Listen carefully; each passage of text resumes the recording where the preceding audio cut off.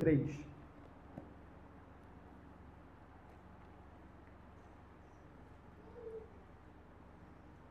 Dando sequência a essa série de sermões que estão sendo realizados pela graça de Deus na nossa congregação. E semana passada, o que nós vimos? O irmão Vinícius trouxe aquilo que a gente pode dizer que é o ensinamento central da Epístola de Tiago.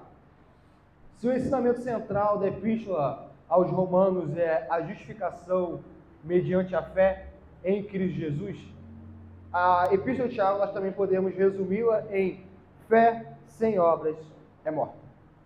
E na semana passada a gente chegou nesse ápice, se assim a gente pode dizer, didático para a nossa compreensão. E agora no capítulo 3, à primeira vista, nós podemos nos estranhar porque Tiago ele vem falar dos mestres e depois ele vai falar também uma perícope muito conhecida que as irmãs aqui da congregação, anos atrás, até estudaram um livro chamado A Língua é Fogo, em que fala sobre a língua e o que Tiago está abordando aqui, o 9º mandamento também, que nós vamos abordar ainda nas nossas séries de decálogo pela EBD. Mas nós podemos achar que Tiago ele está mudando de assunto. Ele mudou a sessão. Ele vem falando sobre a fé sem obras está morta, e agora ele quer falar sobre a língua. Mas não é isso. Tiago, ele ainda está desenrolando a questão de fé sem obras está morta. E se a gente pode colocar assim, a obra agora aqui é na língua. Porque sempre quando a gente fala em obra, a gente pensa o quê? A gente pensa em algo que as nossas mãos fazem. É algo que a gente age. E não está errado pensar nisso. Isso também é um aspecto das obras. Mas a gente pensa em muitas coisas do que a gente pode fazer, o que a gente deixa de fazer, mas a gente vive uma vida que esquece do poder da língua. A gente esquece de vigiar o que sai da nossa boca. Talvez nós vigiamos o que sai da nossa boca quando estamos ao redor de amigos, quando estamos na igreja, mas quando nós estamos ao lado do nosso cônjuge, ao lado de um amigo muito íntimo, nós já não vigiamos mais a língua, porque nós sabemos que aquele amigo, o nosso cônjuge, não irá nos condenar por aquilo que nós falamos, então nós damos vazão a tudo o que nós pensamos, e nós não averiguamos as palavras que saem da nossa boca. E assim nós falamos de um irmão, nós falamos do pastor, nós falamos de várias coisas, e pecamos. A fé sem obras está morta. Continua nessa mesma tensão do cristão que, de fato, tem a fé verdadeira, mostrar isso com o codigno proceder. E Tiago, ele já vem falando sobre a importância da fala, da língua, desde o capítulo 1. Capítulo 1, versículo 19, o que nós vimos? Nós vimos no capítulo 1, versículo 19, que sabeis destas coisas, meus amados irmãos, todo homem, pois, seja pronto para ouvir, tardio para falar, tardio para se irar. Nós vemos o que está escrito no versículo 26. No versículo 26, a gente viu, por pregação do reverendo Ricardo, que já é o começo também da fé sem obras está morta. Qual o sentido? Se você é ouvinte e não praticante da palavra, é tolice. É como um homem que vê o seu reflexo no espelho e quando se sai do espelho, ele logo esquece. É um tolo. Um cristão não vive assim. E o versículo 26 o que diz? Se alguém supõe ser religioso, deixando de refrear a língua, antes enganando o próprio coração, a sua religião é vã. Então Tiago já vem pincelando o assunto da língua. A língua para Tiago, e na visão bíblica, obviamente, é muito importante. Nós temos vários provérbios e salmos falando sobre a língua. E agora, no capítulo 3, Tiago, ele vai se esmerar em uma perícope extensa, assim a gente pode chamar, somente relacionado ao assunto da língua. Vamos ler. Capítulo 3, nós vamos ver do versículo 1 até o versículo 12 do capítulo 3 de Tiago. Diz assim a palavra de Deus: Meus amados irmãos, não vos torneis, muitos de vós, mestres, sabendo que havemos de receber maior juízo, porque todos tropeçamos em muitas coisas. Se alguém não tropeça no falar, é perfeito varão, capaz de refrear também todo o corpo. Ora, se pomos freio na boca dos cavalos para nos obedecerem, também lhe dirigimos o corpo inteiro. Observai igualmente os navios que estão sendo tão grandes, sendo tão grandes e batidos de rijos ventos, por um pequeníssimo leme são dirigidos para onde queira o impulso do timoneiro. Assim também, a língua, pequeno órgão, se gaba de grandes coisas. Vede como uma fagulha põe em brasas tão grande céu. Ora, a língua é fogo, é mundo de iniquidade. A língua está situada entre os membros de nosso corpo e contamina o corpo inteiro. E não só põe em chamas toda a carreira da existência humana, como também é posta ela mesma em chamas pelo inferno. Pois toda espécie de feras, de aves, de répteis e de seres marinhos se doma e tem sido domada pelo gênero humano. A língua, porém, nenhum dos homens é capaz de domar. É mal incontido, carregado de veneno mortífero. Com ela bendizemos ao Senhor e Pai, também com ela amaldiçoamos os homens, feitos à semelhança de Deus. De uma só boca procede bênçãos e maldição. Meus irmãos, não é conveniente que estas coisas sejam assim. Acaso pode a fonte jorrar do mesmo lugar o que é doce e o que é amargoso? Acaso, meus irmãos, pode a figueira produzir azeitonas ou a videira figos? Tampouco fonte de água salgada pode dar água doce. Até aqui, meus irmãos. Nós vemos o capítulo 3, no versículo 1, Tiago abordando a questão dos mestres. Por que Tiago vem abordar as questões dos mestres? Porque é uma conexão muito elegante, muito necessária para esse assunto da fé e obras e língua. Até porque no capítulo 2, 14 até o 25, 26, o irmão Vício trouxe a semana passada que tinha possivelmente esses conflitos dentro da igreja em que um falava que tinha fé, outro falava que tinha obras. E essas pessoas que entram em conflito, esses conflitos eles acontecem por meio do quê? De qual órgão? Por meio da língua. As facções que ocorrem dentro da igreja ocorrem por qual órgão? Pela língua. Então é muito necessário o apóstolo Tiago, ou Tiago, pegar e falar agora sobre a língua, que é o órgão responsável pelas dissensões, o órgão responsável pelas facções e o órgão pelo qual muitas igrejas se dividem e se fecham. E ele começa falando dos mestres. Por que dos mestres?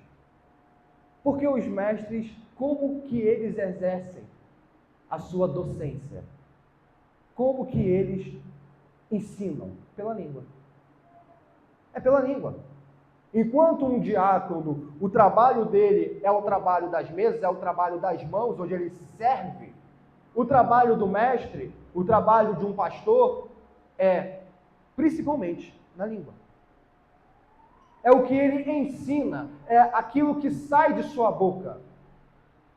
Tanto é que nós falamos que os pastores fiéis são boca de Deus para a nossa geração, ou para as gerações que vieram. Mas aqui Tiago vem e alerta que, meus irmãos, não vos torneis muitos de vós mestres. Tiago não está desestimulando que cristãos piedosos almejem o episcopado. Nós vamos ver isso em 1 Timóteo capítulo 3, que o apóstolo Paulo vai dizer, aquele que almeja episcopado, excelente obra almeja. Episcopado é presbiterado, é a vida de ser pastor, tudo isso é episcopado. Relacionado a pastor, presbítero, isso é episcopado, bispado. Nós não vemos como bíblico essa questão de bispo, presbítero ser hierarquia dentro da igreja. Isso é uma visão romanista antibíblica. Biblicamente é tudo a mesma coisa. Meus irmãos, não vos torneis muitos de vós mestres, Então, o Tiago ele não está indo contra aquele cristão zeloso e piedoso que tem o desejo de se tornar pastor, que tem o desejo de se tornar mestre. Na verdade, Tiago aqui ele está indo contra um irmão que arroga para si as prerrogativas do mestre. E assim, por arrogar para si, por pegar para si as prerrogativas de mestre, ele deseja ser mestre, ainda que não seja. Ou busca ser mestre apenas para ter uma influência, apenas para que as pessoas tenham um assentamento. Porque o mestre, ele tem essa tentação de o que ele falar, ele quer que as pessoas concordem. Ele quer o sim. Ele quer poder. E nós vemos hoje mesmo muitas pessoas adentrando no ministério querendo poder. Querendo aquilo que não é lícito. E Tiago vem dizendo uma coisa muito importante que nós nos esquecemos. Que aqueles que são mestres receberão maior juízo. Existe um rigor maior para quem é mestre. É por isso que algumas coisas é tolerável que um cristão que não exerce liderança na igreja, não exerce ensino na igreja, é lícito que, não que seja lícito, mas é tolerável que ele caia em determinados erros. E vai ser tratado isso. Mas determinados erros sendo praticados por mestres é intolerável. É intolerável. Porque sobre ele para o maior rigor. Se nós vamos olhar para a história da igreja, nós vamos ver que as heresias não surgiram de membros comuns. As heresias surgiram de mestres. As heresias surgiram de presbíteros. As heresias surgiram de pastores. Se nós olharmos na história da igreja, tanto nos primórdios da igreja, quanto na história recente da igreja, onde que uma igreja se racha, muitas das vezes é na liderança.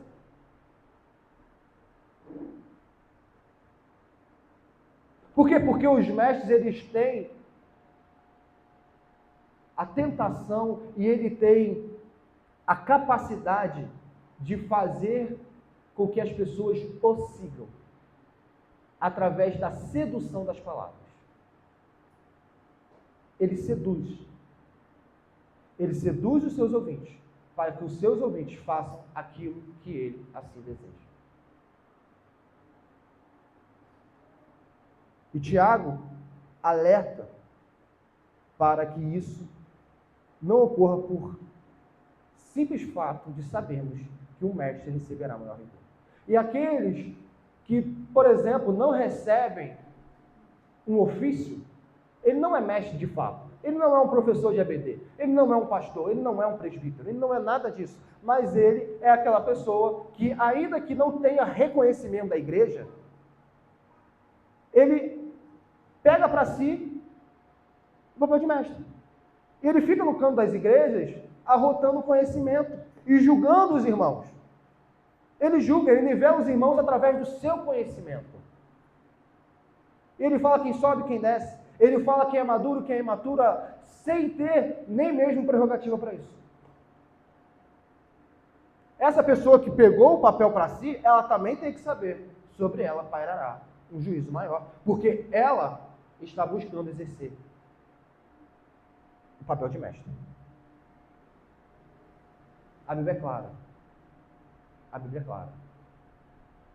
O mestre, ele tem muita responsabilidade e sobre ele paira muito maior rigor.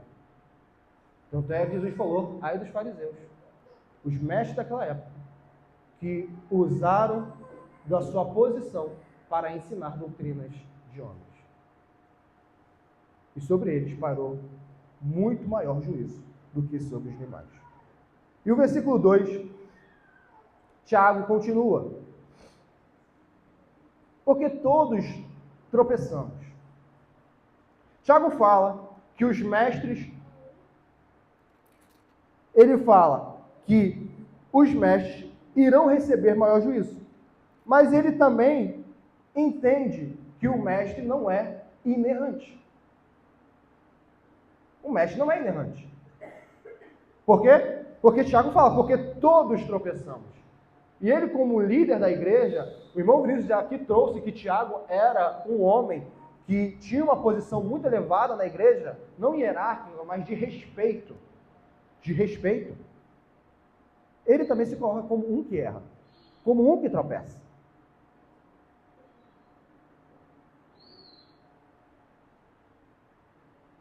Mas ele entende que o tropeço não invalida o mestre, mas um mestre que não anda vigilante para não tropeçar, ele é invalidado. O tropeço é inevitável, mas o mestre que não vê como deve andar, as palavras que saem da sua boca, a sua posição deveria ser invalidada. E o que ele diz? Se alguém não tropeça no falar, é perfeito varão, capaz de refrear também todo o corpo. E aqui ele vai e já faz a transição. Por quê? Porque o mestre, ele usa a língua. Muitos pastores, ainda mais dentro de nossa denominação, a nossa denominação, ela tem documentos, ela tem constituição, ela tem o nosso símbolo de fé, e muitos pastores, eles sabem que eles não podem subir no púlpito e falar o que ele quer. Eles sabem disso. Ele sabe que se ele falar o que ele quer, ele pode ser excluído da igreja e pode perder os privilégios. Mas engana-se aquele que acredita que o pastor só exerce a sua função no púlpito. O mestre, aonde ele vai, as pessoas o têm por mestre. Então muitos, ainda que não falem as suas ideias vãs no púlpito, falam nos campos, falam nas casas, e acha que jamais será pego. Mas esquece que o pastor não tem que andar vigilante por causa do seu presbitério, apenas, mas por causa do seu Deus. É o seu Deus. Ele terá que dar conta a Deus. E Tiago coloca, um homem que não tropeça no falar, esse é perfeito. Esse homem, ele é um varão perfeito, aqui é de completo. Não é de que não tem pecado. É claro que se nós formos levar isso às últimas, o único é Jesus Cristo. Mas a ideia de Tiago é a mesma ideia no começo do capítulo que o irmão Vício trouxe. Completos, perfeitos, ou seja, que não tem necessidade, ele não tem uma carência. Se ele fala, ele está apto a exercer o seu ministério. Ele está apto a servir. Por quê? Porque quem refreia, ou melhor, quem não tropeça no falar, é capaz de refrear também todo o corpo. Esse tropeço que Tiago vem e fala no capítulo 2, tanto na primeira linha quanto na segunda linha, ele usa a palavra 2 vezes, é uma ideia de tropeço mesmo. Nós estamos andando e sem querer nós tropeçamos. Não é algo premeditado.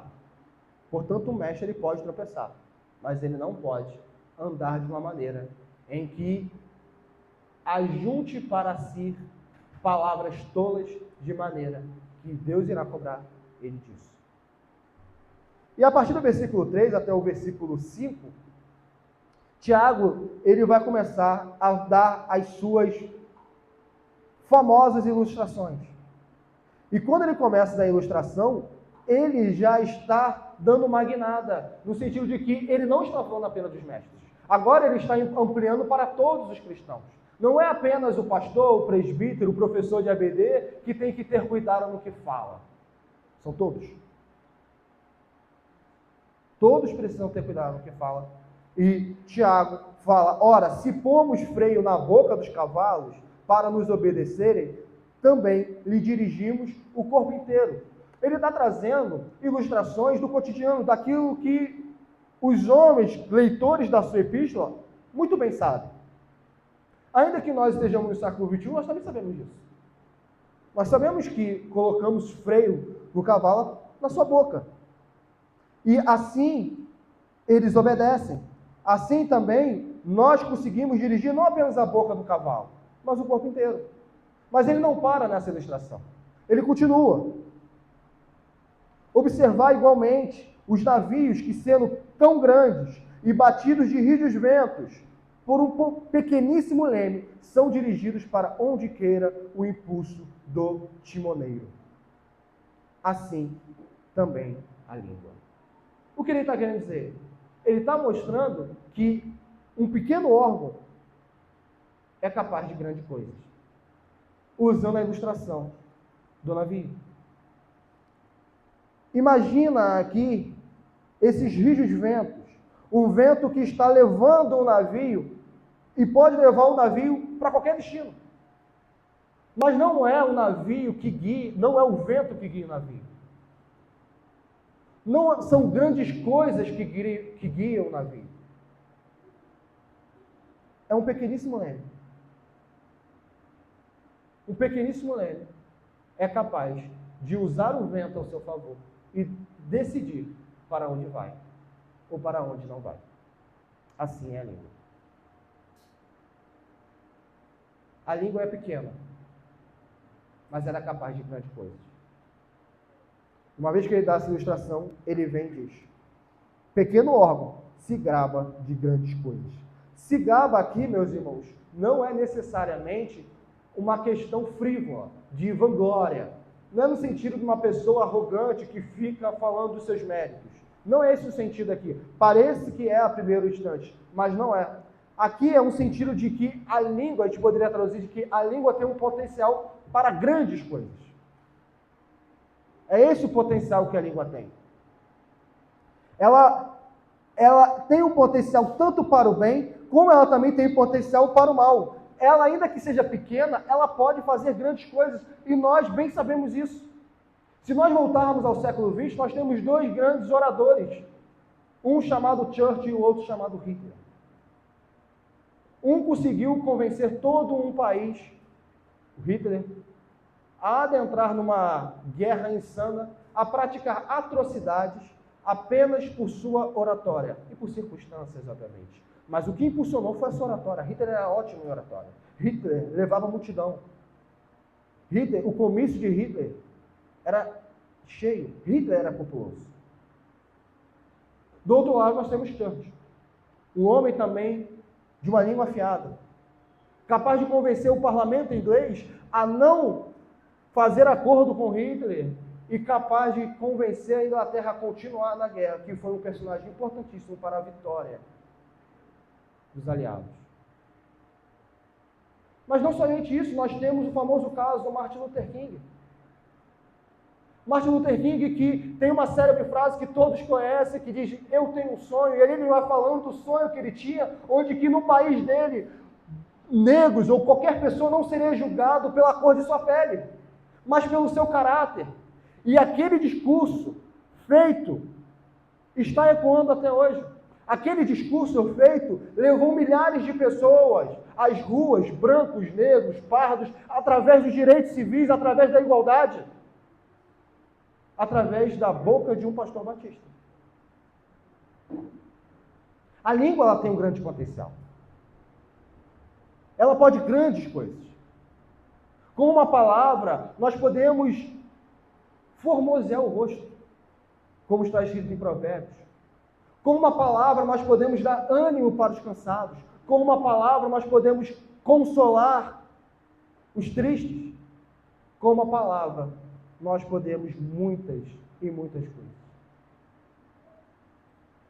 Mas Tiago, aqui, o seu interesse é mostrar o perigo da língua. Ele não vai se esmerar no que a língua faz para o bem, mas ele vai mostrar o potencial destrutivo para a língua. E as figuras que Tiago utiliza são figuras terríveis. São figuras que é para que nós venhamos a entender que esse pequeno órgão atrás dos nossos dentes tem um potencial enorme. Esse pequeno órgão atrás dos nossos dentes pode acabar com o nosso casamento, pode acabar com as nossas amizades, pode acabar com uma igreja, pode acabar com o país. Nós poderíamos falar vários e vários casos. E ele segue. Ora, Vede como uma fagulha põe brasas tão grande selva. Versículo 6. Ora, a língua é fogo, é mundo de iniquidade. A língua está situada entre os membros de nosso corpo e contamina o corpo inteiro. E não só põe em chamas toda a carreira da existência humana, como também aposta ela mesma em chamas pelo inferno. Aqui Tiago vem dizer que a língua é fogo. E esse fogo aqui é um fogo que incendeia tudo ao que está ao redor. É o que está no final do versículo. E a visão que Tiago coloca aqui é uma visão de que nós muito bem sabemos de que qualquer fagulha na selva, no bosque ou em lugares com combustão são o suficiente para gerar uma terrível destruição. É suficiente para colocar em chamas todo aquele perímetro. É suficiente para deixar pessoas desabrigadas. É suficiente para uma calamidade. Em Chicago aconteceu isso, nos Estados Unidos, tempos atrás. No Brasil acontece queimadas anualmente, por vários motivos. Mas Tiago está mostrando que esse grande efeito destrutivo não vem por também uma grande causa. Não é uma bomba que põe em fogo toda uma selva. É uma fagulha. É um pequeno fogo. É o que começa. É aquilo que aquele que deixou o seu cigarro em local inapropriado jamais vai imaginar que vai colocar fogo em todo um perímetro. Aquele que foi descuidado e achou que apenas o fogo do seu fogão não iria acarretar em mal nenhum, coloca fogo em todo um edifício. Começa pequeno. Começa com pouca coisa. Tanto que antes, no começo ou melhor, no final do versículo 5, ele diz da fagulha. Uma fagulha põe brasas, tão grande selva. É uma fagulha, não é grande coisa. Não é enorme. É uma fala irrefletida. É uma fala que não mensura as consequências. É uma fala que diz aquilo que pensa. É uma fala que ele fala e diz, mas é o que passou na minha cabeça, eu estou sendo sincero. É o que eu penso. Essa é a minha opinião.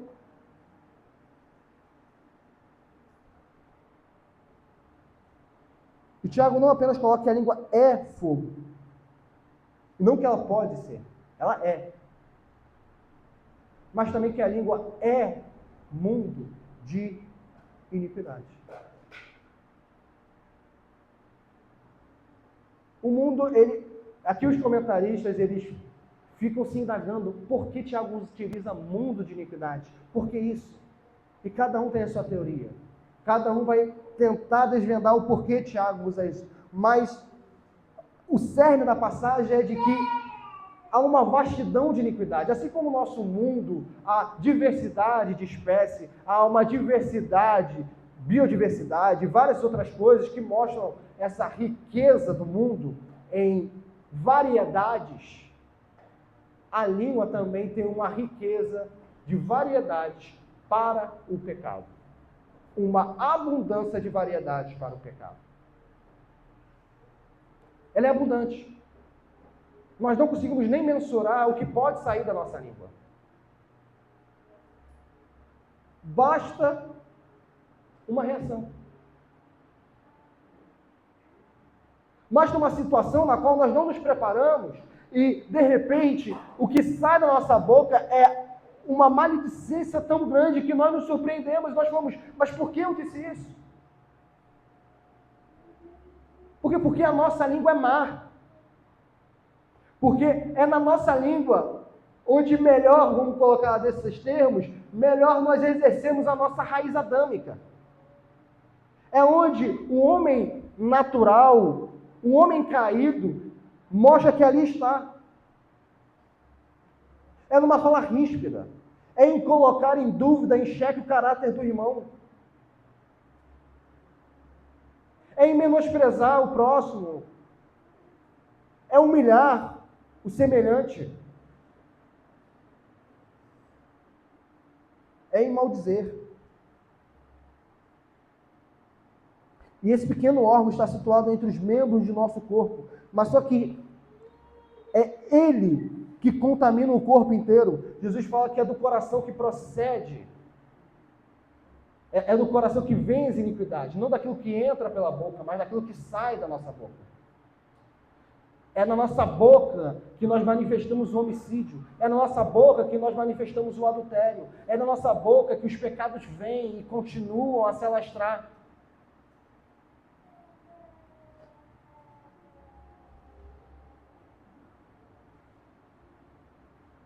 E não só põe em chamas toda a carreira da existência humana, ou seja, todo o percurso do gênero humano debaixo da terra, debaixo do sol, como também aposta ela mesma em chamas pelo inferno.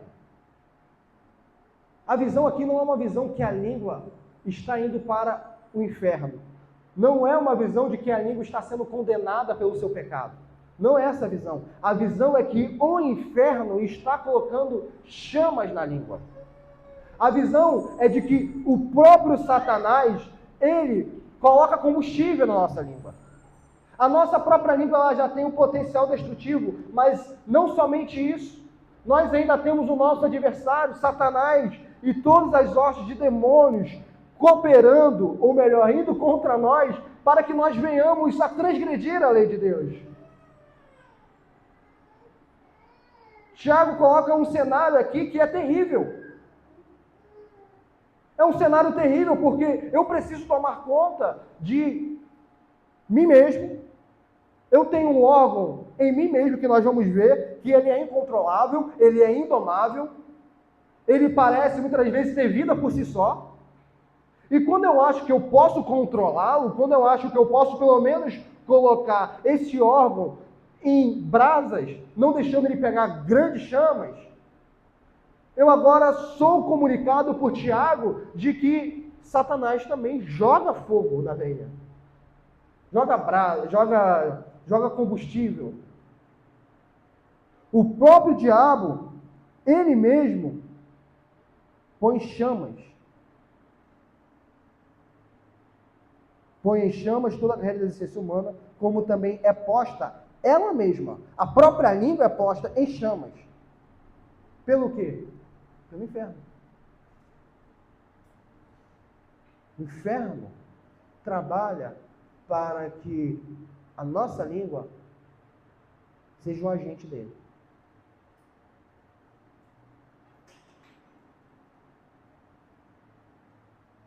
O que tem saído da nossa boca? Temos falado palavras de edificação, nós vimos hoje em Efésios. Temos sido prudentes e pensamos naquilo que nós vamos falar? Será que meditamos? Será que nós que fomos já... Tiago não está chegando do nada nesse assunto. Tiago, nós vimos que está desde o começo, desde o capítulo 1 falando disso.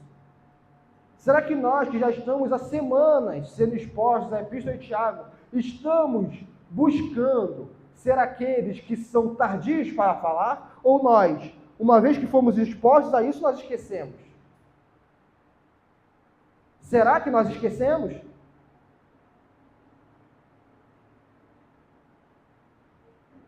Tiago já exortou: seja tardio para falar. Isso já foi exortado há semanas atrás. E como que nós vivemos desde lá? Quantas intrigas nós participamos por conta de tolice, por conta de não vigiarmos aquilo que sai da nossa boca? E nós colocamos fogo na selva e depois nós queremos ser inocentados. Nós destruímos as nossas amizades e nós depois colocamos culpa nos nossos amigos. Nós destruímos a nossa relação familiar e depois falamos que nós somos os inocentes.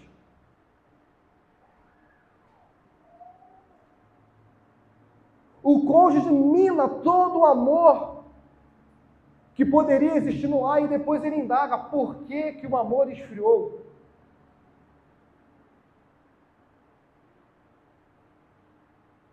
A língua ela tem um potencial enorme. E o potencial enorme de destruir. Nós temos em nossa boca o potencial de destruição. Não é somente o que as nossas mãos fazem. Não é somente o que as nossas mãos fazem. A língua, ela não somente mata a nós mesmos, como mata tudo que está ao nosso redor.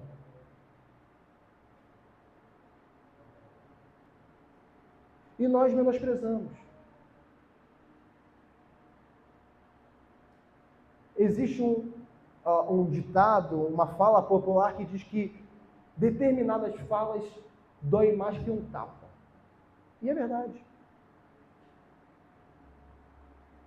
Algumas vezes, nós preferiríamos levar um tapa de um amigo do que receber uma palavra como aquela, cheio de veneno.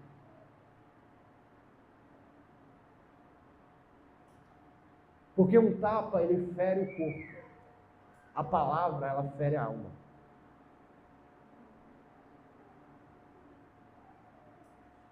E para curar uma alma ferida, é um trabalho do Espírito Santo. Muitos estão na igreja, destruindo seus lares. Mas eles continuam a comparecer nas reuniões de oração, pedindo para que Deus salve os seus lares.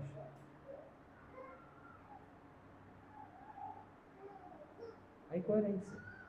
Nós vamos ver mais à frente a incoerência.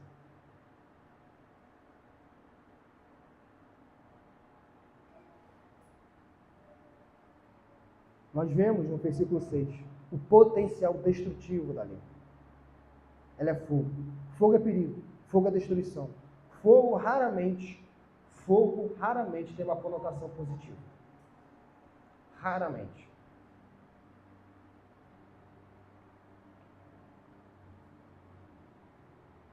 Versículo 7. Pois toda espécie de feras, de aves, de répteis e de seres marinhos se doma e tem sido domado pelo gênero humano. Isso é uma constatação. Ainda mais nós, que estamos no século XXI, isso fica ainda mais visível para nós. Nós domamos a criação. O homem foi feito para isso. Para subjugar a criação. Aqui a ideia não é de domesticar. É de subjugar. Subjugar num tom correto. O homem é senhor sobre a criação. Não esqueçamos disso. Mas ainda que o homem tenha a capacidade de dominar, de domar tudo, a língua, porém, nenhum dos homens é capaz de domar.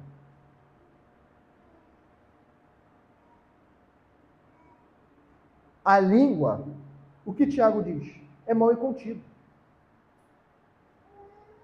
A língua é carregada de veneno mortífero. Ela é como aquele animal realmente indomável, no qual se você monta num cavalo indomável, você é ferido. Você pode quebrar uma coluna, você pode ser pisoteado pelo cavalo. Várias mazelas podem acontecer porque você tentou domar um cavalo indomável. O veneno mortífero, carregado de veneno mortífero. Essa ideia, por si só, já pode trazer muitas coisas na nossa cabeça. Mas para um judeu, o veneno, quando fala de veneno, antes dele pensar num veneno fabricado, ele pensa no veneno da serpente. E nós, para nós vermos o potencial destrutivo da língua, o potencial destrutivo da fala, nós estamos nesse mundo caído por causa de uma sedução. A serpente, por algum acaso, ela forçou Eva, ela coagiu Eva a comer do fruto proibido? A Eva foi coagida? Não foi coagida. A Eva foi seduzida. E como a Eva foi seduzida? Por palavras.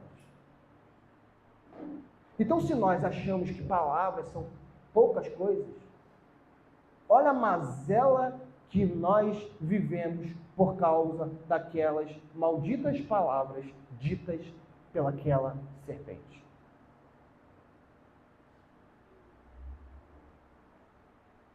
Aquele veneno, aquela sedução fez Eva comer do fruto proibido.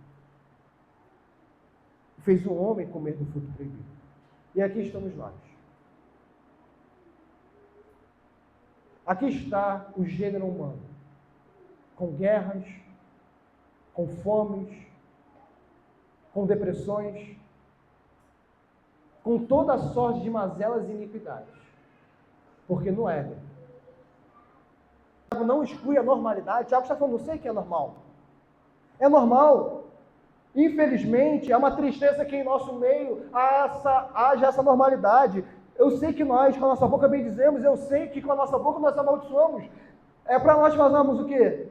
Ok, tudo bem? Que bom, Tiago, isso é normal. Ou para nós darmos o brado do apóstolo Paulo e falarmos, miserável homem que sou, quem me livrará do corpo desta morte? Porque com a minha boca eu louvo a Deus e com essa mesma boca eu amaldiçoo o meu próximo.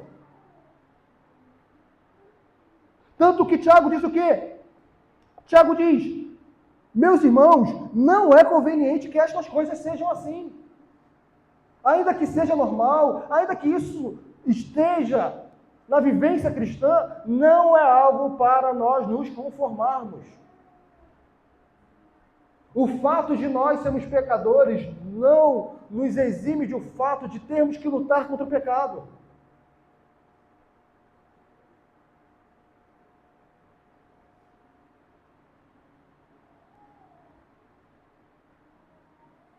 Acaso pode a fonte jorrar do mesmo lugar o que é doce e o que é amargoso? Acaso, meus irmãos, pode a figueira produzir azeitonas ou a videira figos? Tampouco fonte de água salgada pode dar água doce. Jesus fala isso também nos seus evangelhos. Essa mesma forma, usando outras figuras, uma figura mais sucinta, Jesus faz. A resposta é não. Não. Não pode a fonte de água salgada dar água doce. Ou seja, não pode a boca que louva ao Senhor no domingo participar na segunda de entregas no trabalho. Não pode a boca que louva ao Senhor no domingo participar de entregas na família na segunda. Não pode a boca que louva ao Senhor maldizer qualquer um que seja. Quando nós vamos falar sobre as maldições que tem nos Salmos, as maldições que tem nos Salmos e que há uma dúvida, e o cristão pode amaldiçoar, não pode? A maldição na vida do cristão, ou seja, como ele utiliza os salmos imprecatórios, que amaldiçoa os ímpios, é apenas de um anúncio de um juízo que já foi escrito. Nós não julgamos ninguém dos de fora. Paulo fala isso. Nós não julgamos os de fora, nós julgamos os de dentro. Os de fora Deus julgará.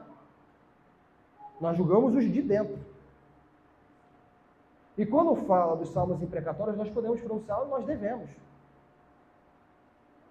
Mas nós não devemos usar a nossa língua para nós mesmos formularmos maldições. Não devemos. Não devemos. Assim vamos para algumas aplicações. Primeira aplicação, meus irmãos. Primeira aplicação é que a língua tem um potencial para grandes coisas. Nós precisamos sair aqui dessa noite entendendo isso. A língua ela tem um grande potencial. Atrás de nossos dentes há um órgão que tem um grande potencial. tanto para o bem quanto para o mal. Portanto, usemos a língua para o bem. Sejam as nossas palavras aquelas que edificam. Não seja a nossa palavra torpe, como nós vimos, como nós fomos ensinados na EBD. Não seja a nossa palavra a palavra de conotação indevida, de moralidades. Não seja na nossa língua que Deus seja profanado.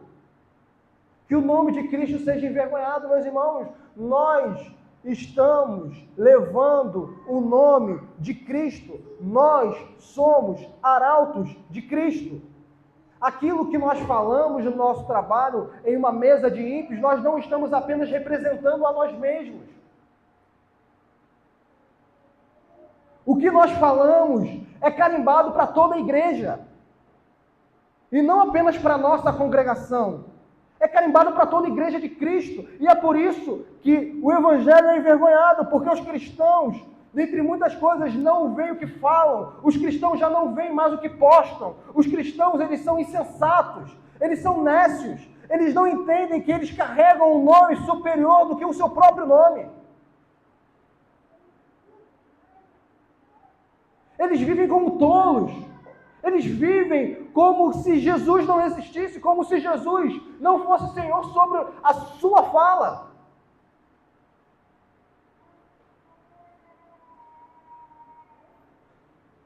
Nós devemos louvar ao Senhor todos os dias da nossa vida, não apenas durante 2 horas da noite de um domingo, não apenas durante 1 hora da manhã de domingo também. Não existe descanso para uma língua que foi salva por Cristo. Ela não cansa, ela não pode descansar de glorificar o Senhor. Ela não pode descansar de fazer o bem. Ela não pode descansar de falar palavras de edificação. O Senhor colocou em nós um pequeníssimo órgão, mas que tem grande potencial. Grande potencial. Se os cristãos eles fossem mais enérgicos para a glória de Deus, se nós, e onde nós estivéssemos, nós usássemos esse pequeníssimo órgão para evangelização, para ao invés de falarmos de político A, B, C ou D, ao invés de ficarmos murmurando sobre as mazelas do nosso trabalho, nós usássemos a nossa língua para a glória de Cristo, usássemos a nossa língua para anunciar o Evangelho e para nos calarmos, para sermos homens e mulheres sábios no ambiente de necessidade, no ambiente de impiedade, nós poderíamos sim estar sendo usado para a salvação de homens.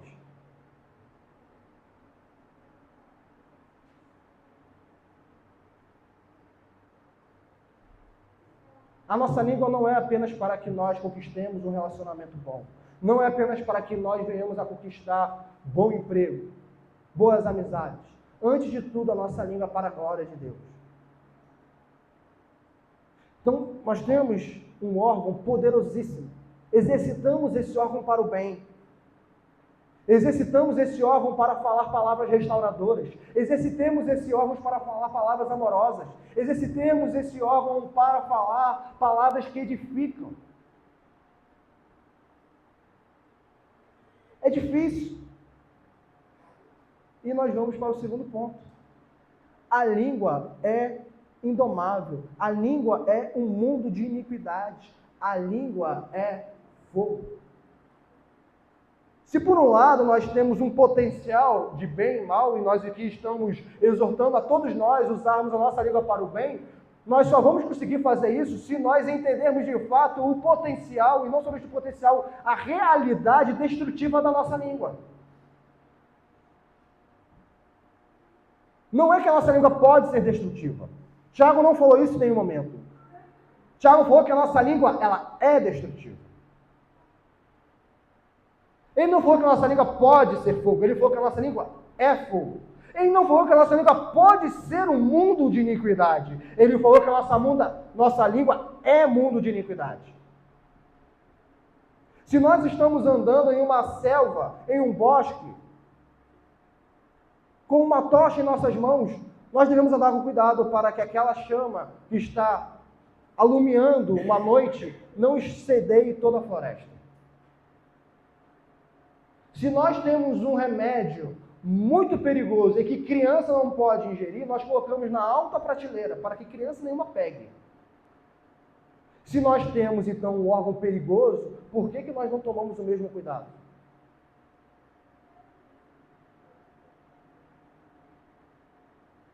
Por que não tomamos cuidado? Por que somos desleixados com as palavras que saem da nossa boca? Por quê?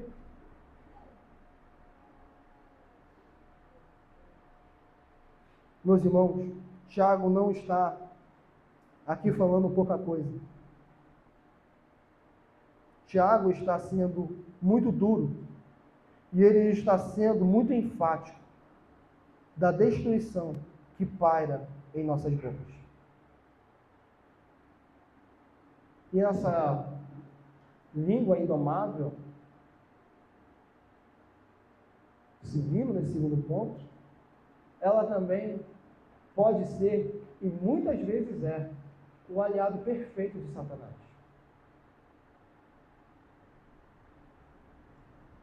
Muitos crentes têm sido o melhor agente de Satanás no trabalho. Muitos crentes têm sido o melhor agente de Satanás na família. Muitos crentes têm sido o melhor agente de Satanás em muitos lugares, porque é um tolo que deixa a língua à mostra para que o diabo jogue chamas nela, jogue combustível nela, e mata a si próprio, e mata todos que estão ao redor.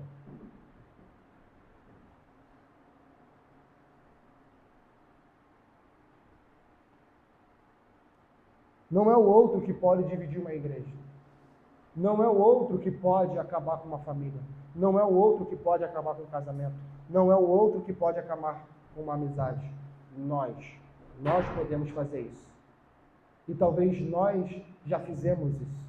E talvez nós estejamos fazendo isso.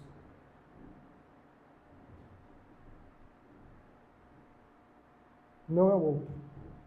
Somos nós. Portanto, nesse segundo ponto, mais uma vez, entendamos o perigo que está nas nossas bocas. É mundo de iniquidade. Se vamos abrir a boca, pensemos antes. Porque quem não pensa, dá vazão à iniquidade que ali reside. Terceiro ponto. Não normalizemos a incoerência. O fato de, infelizmente, ser normal o cristão que louva a Deus no domingo e amaldiçoa o irmão na segunda, não nos exime ou não nos tira a responsabilidade de vigiar. Não normalizemos isso. Não normalizemos. Deus não quer que seus filhos sejam incoerentes. E não quer que seus filhos sejam maldizentes. Um exemplo de um cristão que nós temos é de Estevão. Estevão sendo apedrejado, bem disse. Pediu pela salvação daqueles que o estavam matando. E nós amaldiçoamos só por causa de uma palavra de mau gosto. Certo pregador diz o seguinte, ele diz, sabe quando uma pessoa fala algo ruim de você? Não fique triste, não fique cabisbaixo, não fique irritado, porque você é pior do que ela disse. Você é pior. Eu sou pior. Todos nós somos piores do que os outros podem ver. Só Deus sabe o que passa na nossa cabeça. E seguindo esse terceiro ponto, sobre não sermos incoerentes, nós vamos mostrar uma fala de Jesus. Por que nós não devemos ser incoerentes? Mateus capítulo 12.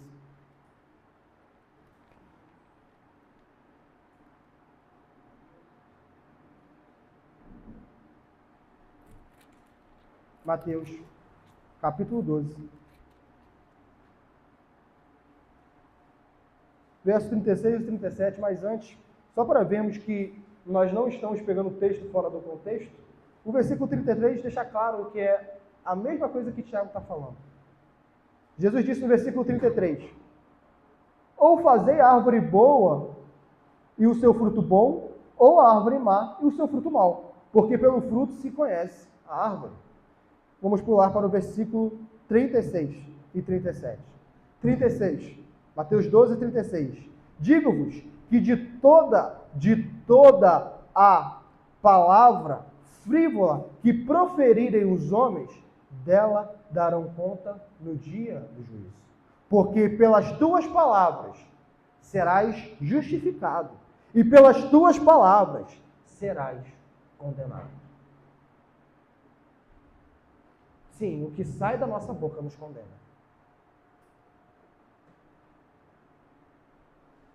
Mas eu não fiz, eu só falei, o que sai da nossa boca nos condena. E sabe quem falou isso? O juiz. Quem falou isso foi o juiz, Jesus Cristo. A gente pode voltar para os nossos lares e continuarmos incoerentes. Amanhã a gente já se esquece de tudo. E vamos vivendo uma vida como se a nossa língua não tivesse um potencial destrutivo e como se a nossa língua ela não nos justificasse e não nos condenasse.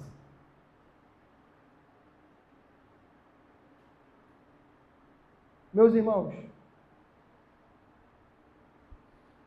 que nós venhamos a nos arrepender das nossas palavras. Que nós venhamos a nos arrepender de toda a palavra frívola que saiu dos nossos lábios. Porque se nós não nos arrependermos dessas palavras, essas palavras estarão apontando para nós no dia do juízo e essas palavras irão nos condenar. Como nós escapamos dessa ira vindoura? Como nós escapamos dessa condenação que a nossa própria boca nos traz? Pela via do arrependimento. É se arrepender de fato e genuinamente do que saiu.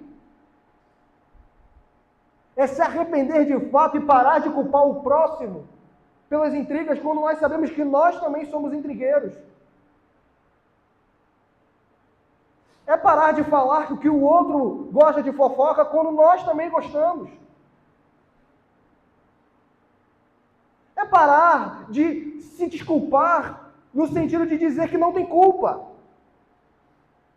Porque aquele que nunca tem culpa, ele nunca se arrepende, e quem nunca se arrepende não será salvo.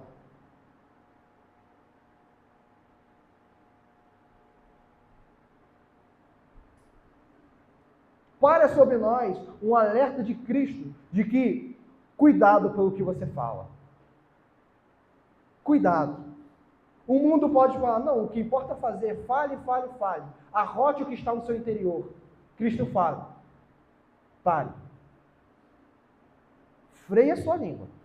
Cuidado, porque o que você falar estará apontando para você no dia do juízo. E o que você fala pode te levar para o inferno. Pare. Pare.